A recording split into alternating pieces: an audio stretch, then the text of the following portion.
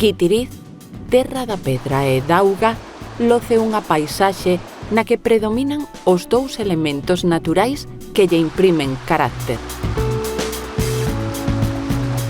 Do centro de Guitiriz parte a coñecida como Ruta do Pantano de San Xoán, que nos levará ata o encoro construído nos anos 80 para suministrar auga á vila. Para seguir o itinerario é preciso saír do casco urbano en dirección a Pardiñas. Continuaremos a andaina por camiños veciñais entre arboredo autóctono e praderías.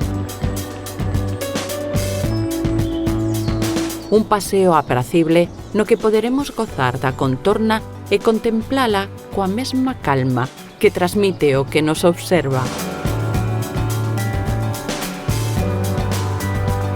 Son máis de 19 km e medio de percorrido circular por esta zona da Terra Chá, no que imos atopar pozas como esta na parroquia de Santa Mariña.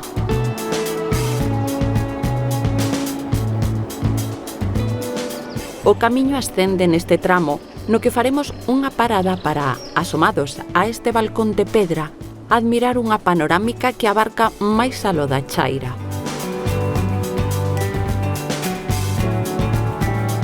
Logo duns 8 kilómetros de andaina, ás beiras do pantano atopámonos coa área recreativa de San Xoán de Lagostelle, unha zona de lecer na que abundan os castiñeiros, piñeiros, loureiros e mesmo acibros, entre outras árbores.